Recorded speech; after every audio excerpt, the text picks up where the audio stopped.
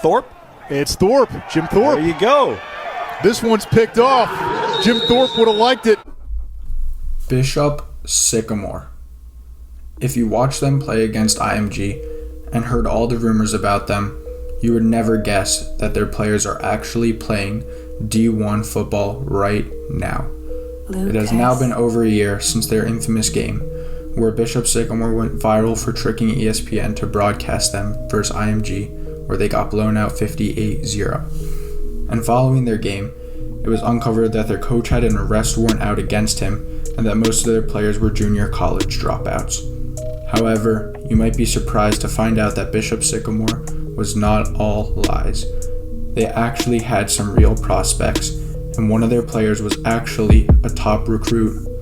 In the video today, we're going to discuss where the best players from Bishop Sycamore are right now. Let's start off with Bishop Sycamore's quarterback named Trilian Harris. If you watched Trillian play against IMG, you would probably assume that he sucked. Against IMG, he and Bishop Sycamore's backup quarterback threw 4 interceptions and put 0 points on the board. But actually, Trillian is a pretty solid prospect.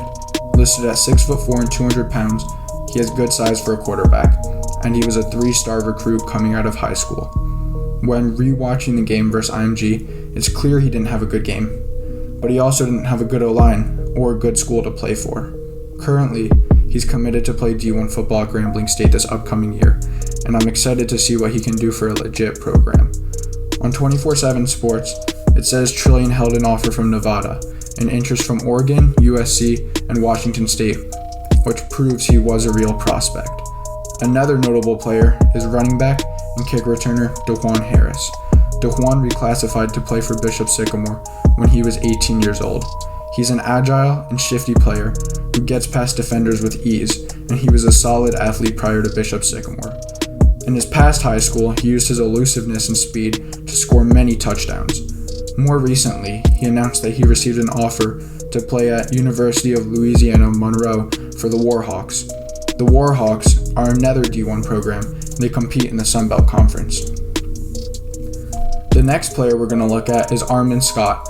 Scott is one of the most legit prospects on this list, coming in at 6'3", 200 pounds, and currently holding an offer from Syracuse.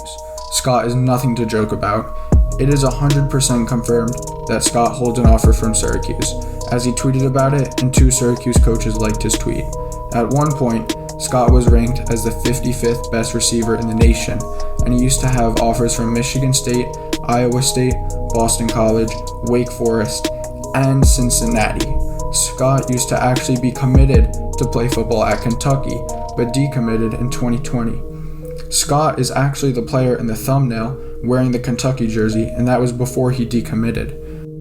Recently, he posted a visit to Cincinnati on his Instagram, although there's no verification that he still has an offer from them. He's a 3-star recruit and reclassified to be in the class of 2022. Scott is also one of the only players in this video that I was able to find highlights of playing for Bishop Sycamore, and I'll throw that on the screen. In the highlight, Scott's not playing against IMG.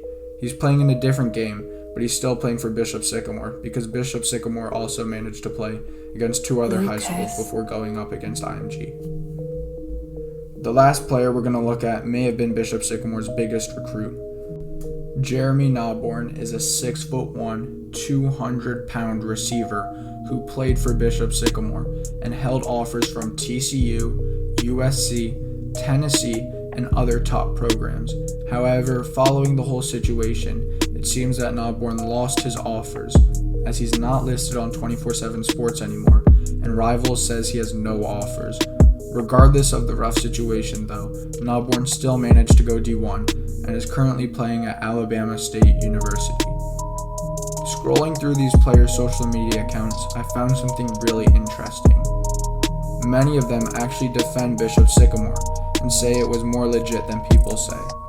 Armond Scott retweeted a tweet that said Bishop Sycamore was a real school and that the oldest player was only 19. Many of the other players also said similar things. After making this whole video and doing all this research, I'm starting to believe that they may have been more legit than people thought, and I'm excited to see the HBO documentary about them titled Be As High. Please leave a like on this video for all the hard research I did, and please consider subscribing for more interesting sports content. If this video gets 100 likes, I'll make a part 2 talking about their stats and how they're doing in college.